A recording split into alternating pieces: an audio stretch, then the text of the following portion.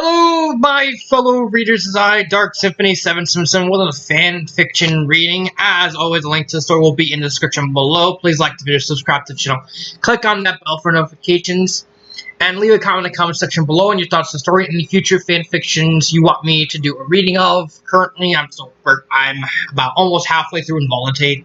Chapters are really short right there. So, what I got is Unchained. It is a Daria fan fiction. It was suggested to me by Donna Olson. And all I know is I actually decided to look at these pictures. And, I have no words for seeing Jane Lane with pixie wings. Let's get started. Oh, also, if you hear any noise in the background, that's actually my fan. It's actually really hot in here currently. I have to have it running to at least keep cool. Alright, let's go. Okay, so what you're saying is you're going to take part in the sensory deprivation experiment at Middleton College next week because it will make you more creative. Exactly. I'll force my mind to work harder in the absence of annoying reality. I wasn't aware that you were well connected to reality to begin with, which is why I work in my chosen field. So you're going to let Middleton's psych department, which for all you know is staffed by the criminally insane, you're going to let them put you inside a totally soundproof, light-proof, upright water tank wearing a wetsuit, an air mask, your eyes covered and ears plugged, and a catheter stuffed in, carefully, very carefully stuffed in. Whatever. And you'll be lowered into this tank of warm water where you'll float weightlessly for 1 day with no contact with the outside world at all, not a single external sense working, and you'll get $100 to be written up for it in a science journal for it, assuming you aren't put in an asylum afterwards. Right. And this will make you more artistically creative when you start classes at Boston Fine Arts College, or just bored and sleepy for a day. Not sure which yet. That's why we have research. I'm doing it for the betterment of my creative spirit, not for science. Logic. Daria morganed off her side and shook her head. She took a bite of her pizza slice, chewed, and swallowed. How is that you get all the fun summer jobs, Jane? Jane Lane shrugged and put down her soda with a grin. That's lucky, I guess. Daria drove Jane to Middleton and walked her to the psychology lab on the appointed Sunday morning that June. I got 50 that says you'll wimp out by 6 p.m. tonight, Daria said in what she hoped was an encouraging tone. Make it an even 100, Mika, and I'll do it, said Jane, scanning the door numbers along the hallway. Hit the bank on the way home and have the moolah ready for when you come get me tomorrow afternoon. 100? I don't know. Chicken. Not that, I just... Alright. Damn it. 100. And you're not going to owe it to me either. You're going to pay it out in toto when I dump your soggy butt at Castle Lane tonight. You want it in toto, you have to ask Dorothy for it first. What does... Oh, I hate you. Of course, after it's gone through Toto, you may not want the money. Said Jane, pushing open a door marked Lab 13X. Jane slowed, reacted to the maids and equipment in the crowded room. Whoa, wow. Daria almost said the same thing as she followed Jane aside. It was an impressive setup for the science lab, with banks of computers and machinery surrounding a tall jet black cylinder in the middle of the room, over which a light crane arm was suspended. A hydraulic lift was also by the tank to bring people and equipment to its top. The project had 4 laboratory assistants, a nurse, and 2 medical technicians all shook hands with Jane and Daria, saying most of their chatter for Jane. They quickly prepared to give Jane a short class in what would happen over the next 24 hours in the sensory deprivation tank. Daria took that as a sign to head for home. She and Jane waved goodbye to each other, and Daria headed out the building for her car in the campus parking lot. It was a long, lonely drive to interstate back to Longdale, and it was difficult to push certain worries out of Daria's mind about what might happen to Jane in the tank if something went wrong.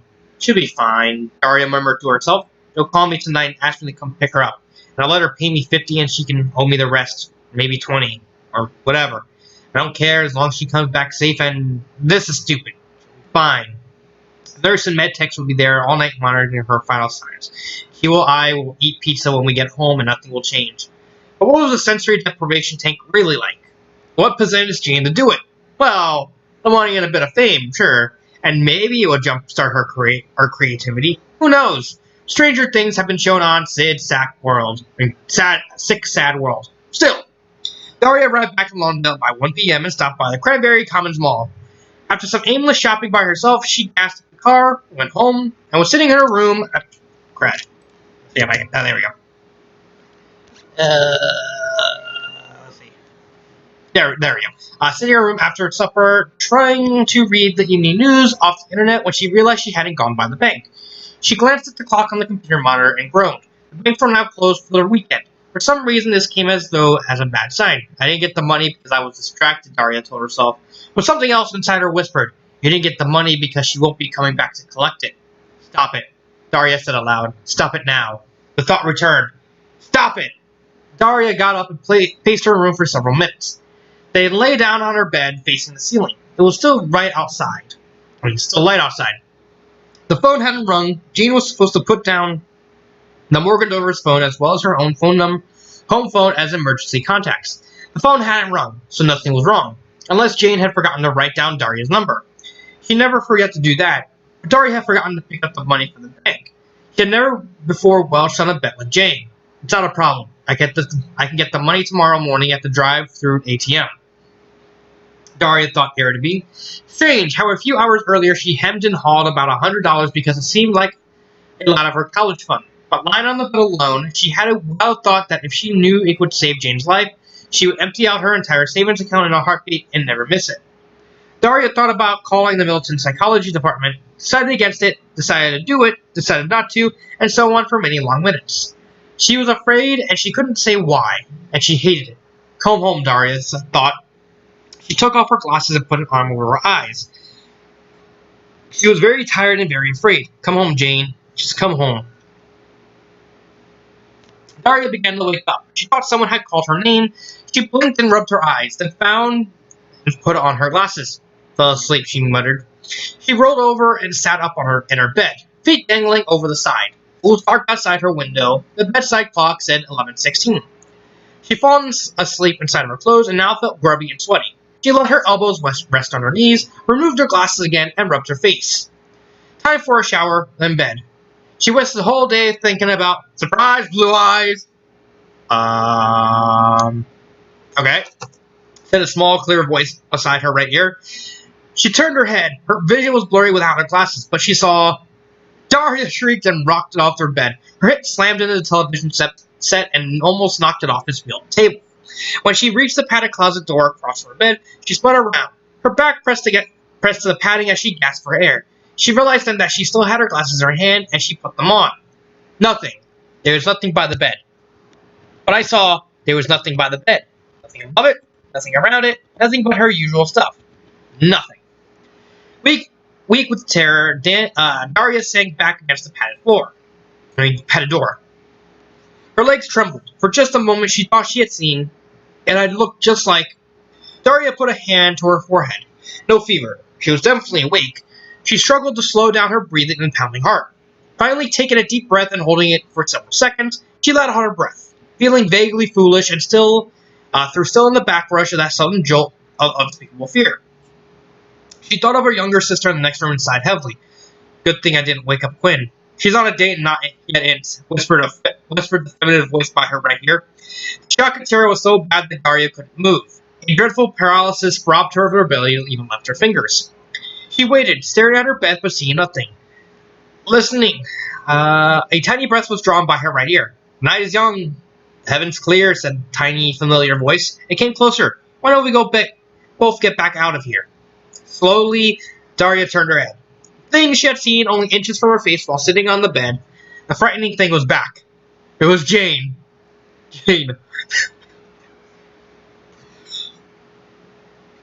Jane, hovering in the middle of the air on warm bumblebee wings that sprang from her back. Jane, only 1 foot high, a live Barbie doll wearing a short magenta gown with a ragged hem and magenta slippers on her miniature feet.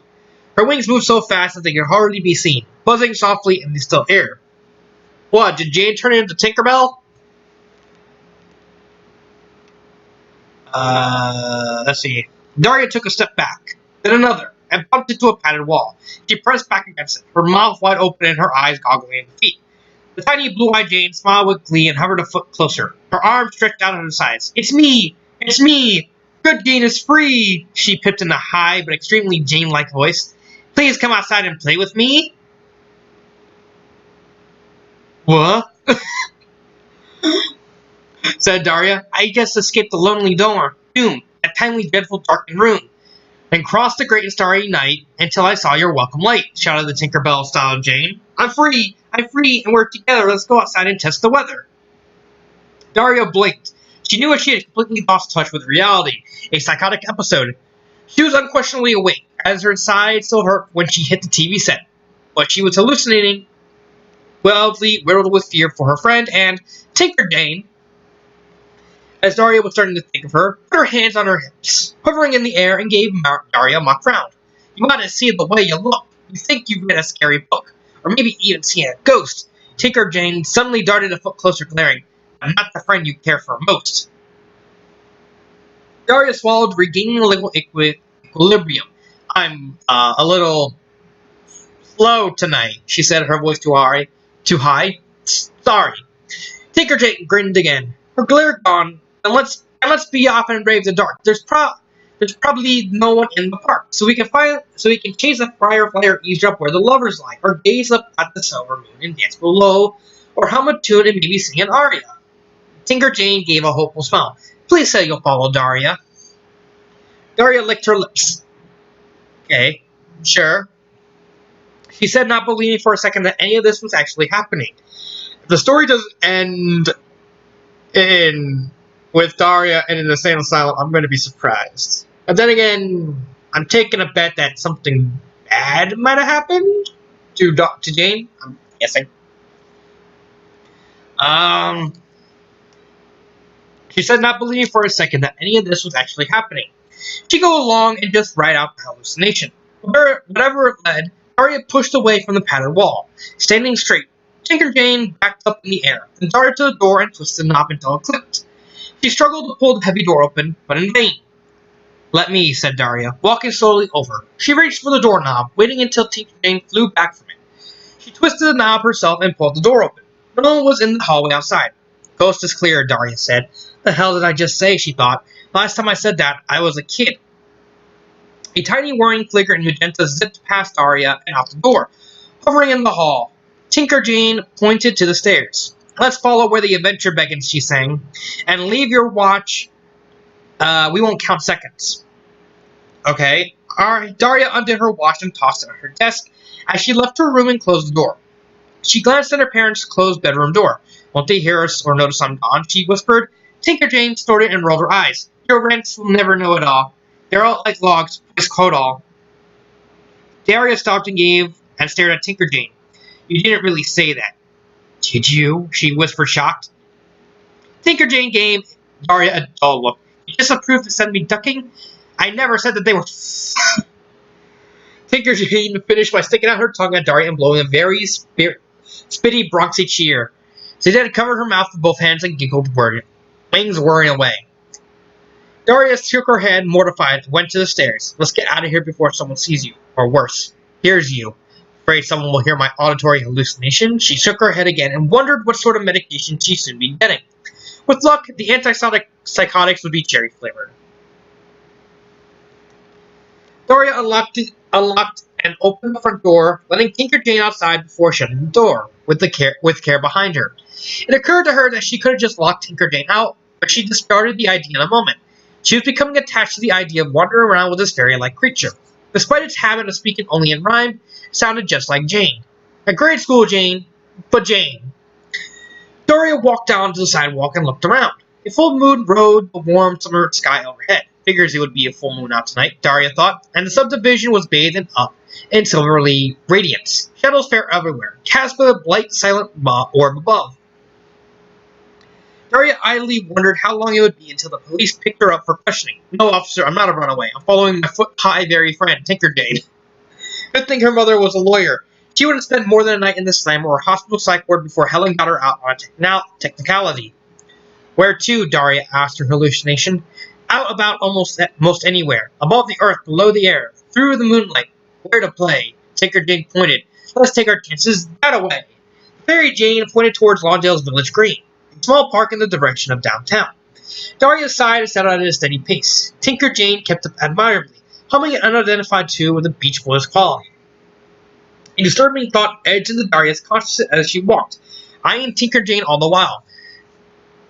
She didn't recall a lot about traditional fairies, except for the fact that in European folklore, they were strongly connected with that. I have one question, said Daria, trying to keep her voice level. Are you here because something happened to... She almost couldn't finish the sentence. Because something happened to Jane? Oh, no. I'm Jane, not orthodox. Just all that could escape that box. Tinker Jane waved her arms in aggravation as she flew by Daria's side. I floated weightless, feeling bored, and wondered if that damn reward would be enough to compensate for wasting my time inside of a crate. No light to see, no music too, just yearning for some time with you. Tinker Jane looked significantly at Daria. I thought about you lots today, the devilish things you like to say. Delivered with a sarcastic touch, I fear I've missed you very much. Tinker Jane shook her head in sorrow. I really thought this would improve my creativity, remove the cobwebs from my hobbled brain. I lose a day, but what I gain, I would clear out my autistic rot. She sighed. It did not work as I had thought. Oh, said Daria. I was sort of afraid that something went wrong and forget it. You worried for me, feared me lost, despite the 100 this will cost. Tinker Jane grinned at Daria in exactly the way Jane always grinned for her. I really should take your dough, but it was your bet, as you know. Smart-ass fairy. Daria thought in annoyance, though she was relieved as well. Do you want me to come out of the big box then? Oh no, I'll stay here. I'll stay there till it's through, then come tomorrow. I'll see you towards the cash that will be mine, and then at Pizza King will dine. I'll laugh about it, play it small, and my fears say not at all. Just seeing you will set me right, but don't you see me here tonight? Daria interrupted. He suddenly smacked her forehead. I can't believe I finished your rhymes. Damn it! Tinker Jane laughed. Oh sure, I see you. There you are, and oops, excuse me, there's a car. As headlight flashed over Daria's figure, Tinker Jane whirled to Daria's right shoulder and landed there. Daria flinched, startled that she actually felt Tinker Jane's tiny weight. Or perhaps it was a stick that had fallen on her from a tree, or a pinched nerve from sleeping wrong. Daria then felt little Jane's arm around a lock of her thick brown hair and hold on. No, she thought, my hair is snagged on something. It isn't really her. Jane's wings stopped whirring. Shh, she whispered in Daria's ear. Play it straight, whatever comes, and greet your sister and her chums. Daria stopped, noticing the car approaching her was slowly and stopping too. The windows were rolled down. Puzzled faces peeled out from the vehicle when it reached her. Daria? Quinn called from the backseat. She stuck her head out and shoulders out the window, frowning. What the hell are you doing out this late? Where's Jane? Said Daria. I was just... You got, like, something on your arm, said Sandy Griffin from the driver's window, swinging at Daria's right shoulder. Make it plain, made by James, whispered Tinker Jane, sitting emotionally by Daria's head while holding her hair. Jane made it, said Daria, walking closer to the car. Sandy, Quinn, and the other two members of the fashion club stared and gasped. Wow, said Stacey Rowe. Jane made that? It's the coolest doll in the world. Aren't you a little old to be playing with Barbie? Sandy asked Daria in a disdain, raising an eyebrow. Hey, said Daria, glum declaring a seat by Sandy. Does it have wings? Yeah, she said Daria, inventing an answer on the spot. They're really hard to make. It takes hours just for just one. This one's got 4, I think. Awesome, said Stacy in delight. That is just too cool. Duh, said Sandy in disgust. Let's go and let what's-her-name finish taking her pet for a walk. When will you be home, Daria? Quinn called from the rear window as Sandy pulled away. Don't know, Daria called back. The car was out of conversation range in moments. She turned and walked for Village Green again. So I'm a pet. Well, just you wait, hissed Tinker Jane, looking back. I'll find a goblin you can eat. Leave her alone, said Daria. You know how she is. Tinker Jane flew off Daria's shoulder and faced the departing car, flying only a few feet away from Daria. She put her right thumb on her nose, wiggled her fingers, and stuck out her tongue. Satisfied, she resumed her normal flight, with an occasional evil glance backwards. I feel like I'm watching the Disney Channel, Daria murmured, overcome with unreality at the moment. Disney crossed with Nickelodeon, or maybe, or worse, MTV. No, there would be a song then. I like that little dig. Didn't Daria first appear on MTV? I know Beavis and Butthead did. I don't know about Daria. Can't remember. Tinker Jane apparently overheard. She wiggled her posterior back and forth in midair as she paced Daria's walking speed. Shake, shake, shake, she cried. Shake, shake, shake. Shake your booty. Shake your booty.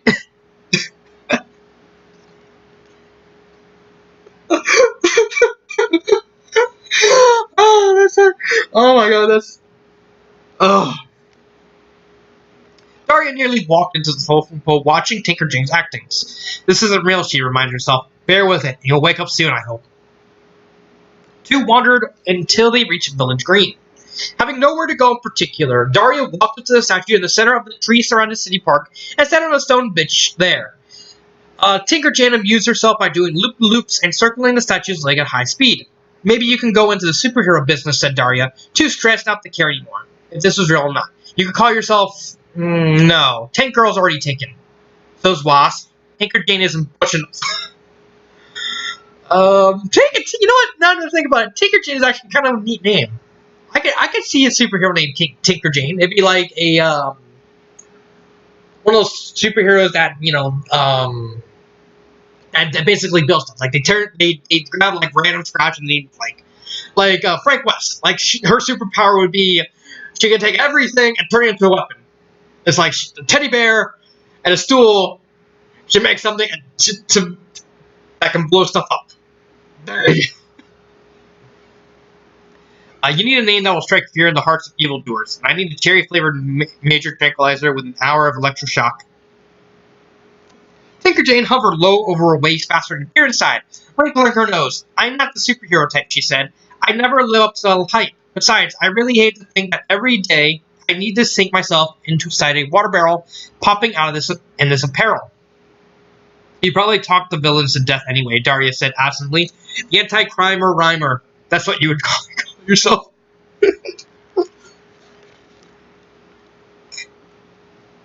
She watched Tinker Jane fly down, pick up an ultra-color can, and peer inside it, then drop it again. Jane, do you really think you're astral projecting, from inside the sensory deprivation tank? Tinker Jane smirked at Daria and patted her rear. Can I project my ass? You bet. But how I did it, I forget. What I recall is not in doubt. I got real bored and wanted out. Are you aware of what the rest of you is doing in the tank? Can't say I do. For all I know, they shipped my body to Io. I'm not in pain, nor am I dead, so I'll keep dreaming this instead. Daria raised an eyebrow. You think you're dreaming? Tinker Jane laughed. The sound sparkled like water in the moonlight. Is this a dream? Do I look real? 'Tis just a break from my ordeal. Her expression changed, her mirth fading to puzzlement. All dreaming. Though it be confessed, you look more real than I had guessed. This was a new wrinkle. I thought I was dreaming when I saw you, said Daria. Then I thought I was hallucinating. Now I don't know what to think. Tinker Jane flew up to Daria's face, hovering only a foot away, and she stared intently into Daria's brown eyes. Daria did not recoil, instead taking a long moment to examine this new incarnation of her only friend. Tinker Jane was flawlessly real in the illumination of Village Green's overhead lights. Her onyx veins were finer than silk. Daria carefully raised a hand and held it out, palm up under Tinker Jane's jean. Pixie carefully lowered herself until her feet touched the palm. Her wings stopped whirring, and she stood, balanced and steady on Daria's hand. Daria's breath caught in her throat. Tinker Jane weighed about a pound of real weight. The fairy creature quickly sat down on Daria's hand, taking her legs over the side of her palm. Daria felt the pressure of Tinker Jane's hips and thighs, and bounced as the tiny figure swung her legs back and forth in space. My God, Daria whispered. A new shock sank in every previous excuse for feeling Tinker Jane's presence failed. You are real. This is happening. Oh my God. Tinker Jane patted Daria's hand and felt her fingers. A strange look of awe came over her as she peered up at Daria's face.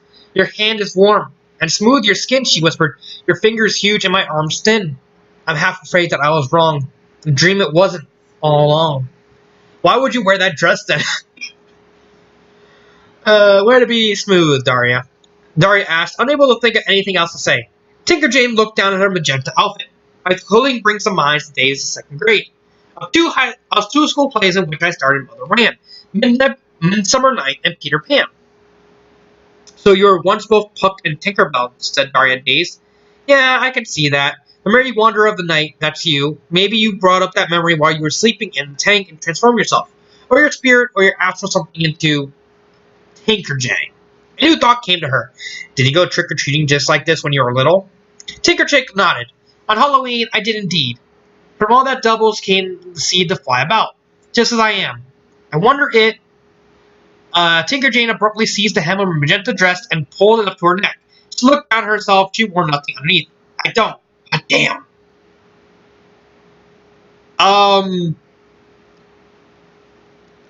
Is Daria an exhibitionist? Appalled, Daria tried not to stare at the fairy, who apparently be etymologically correct for a miniature teenager. Jane, this isn't like when we had the shower together in gym class. Cut it out, and you're sitting with me on your... bum?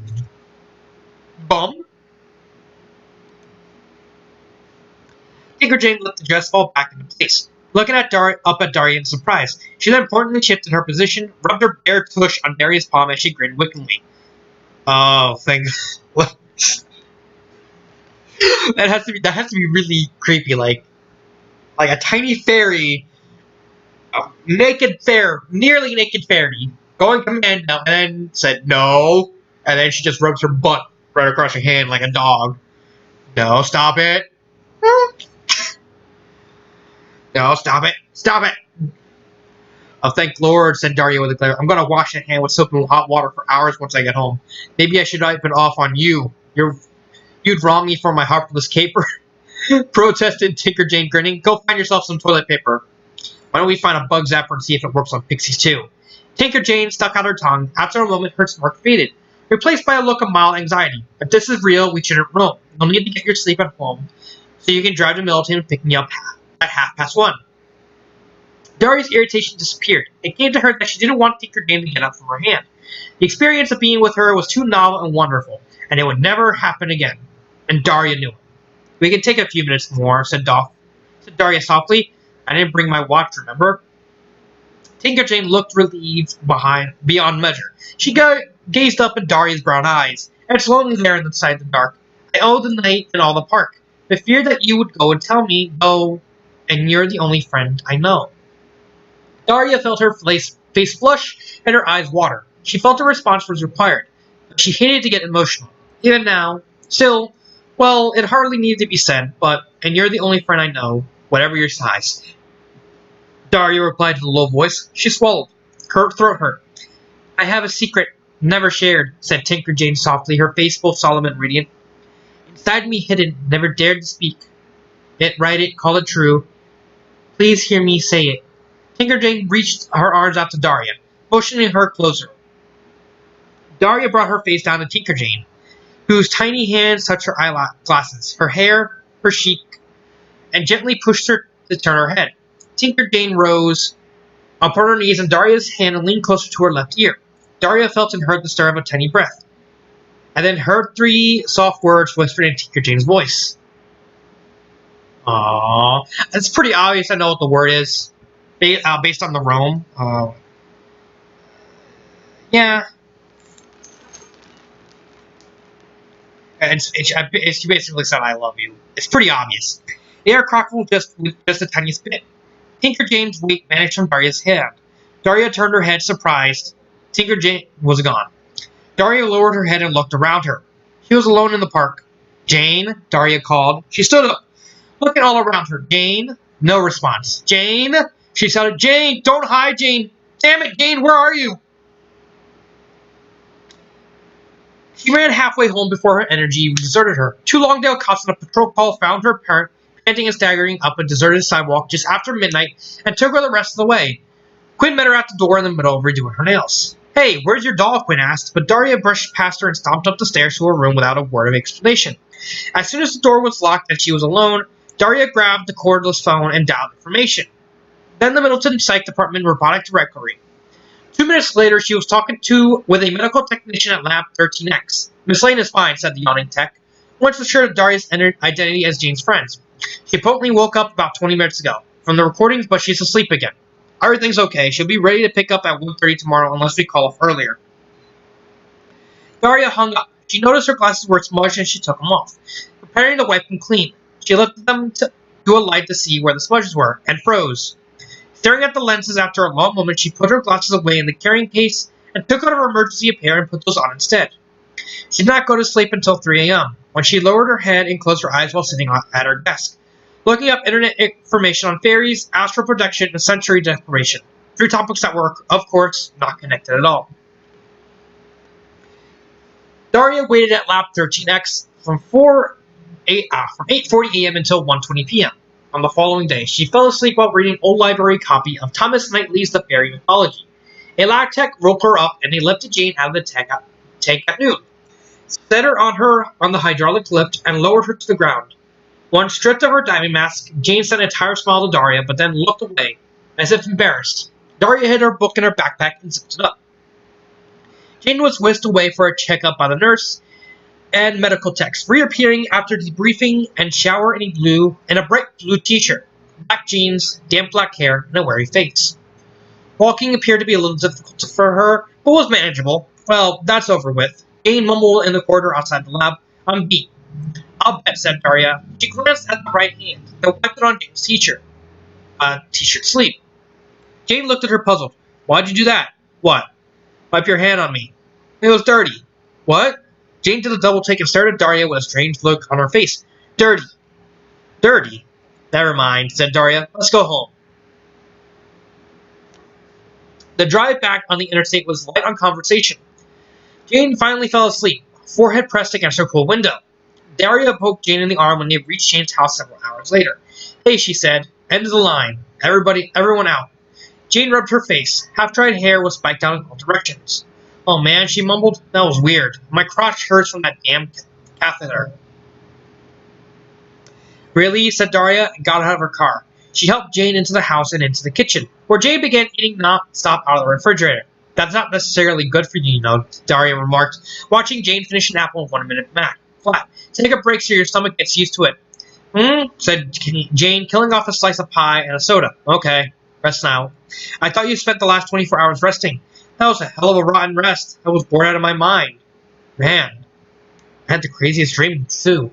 I bet, said Daria impassively, feeling more creative. What? I don't know. Wait and see. She yawned. I didn't sleep well. It wasn't uncomfortable. It was just, I don't know, boring. Hated it. Wanted to get out early, but I made myself stick it out. She winced. Damn catheter.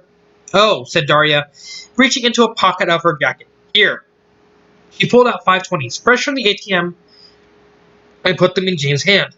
No, forget it, said Jane, handing the money back. This one doesn't count.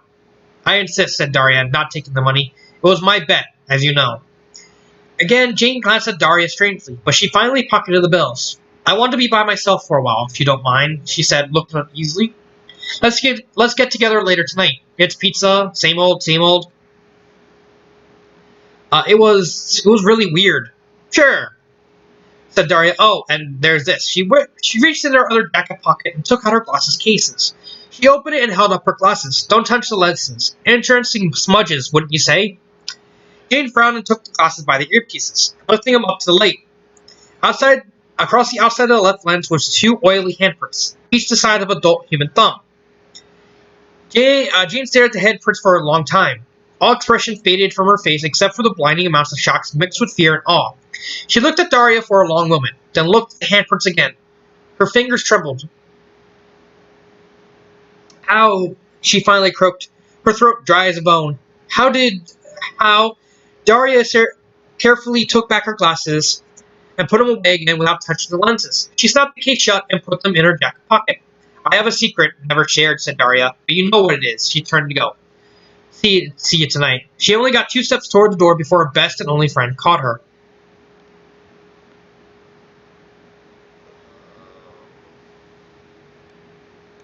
Huh. I actually really liked that story. I thought it was very whimsical. I'm kind of confused. She only got 2 steps toward the door before her best and only friend caught her. So I don't know if Daria, fell asleep, or she died, or something.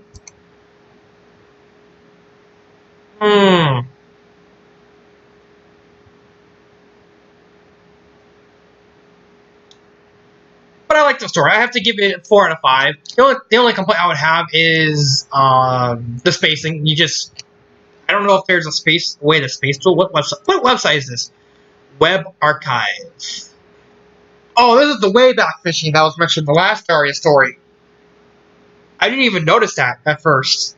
Wow, that's crazy. I like the story for it carried a whimsical. I really wish I knew what the deal of with this final sentence, because it's either Daria passed out, which is probably more likely, or she died. Like, because a lot of fairies are connected to death. That's actually very true. So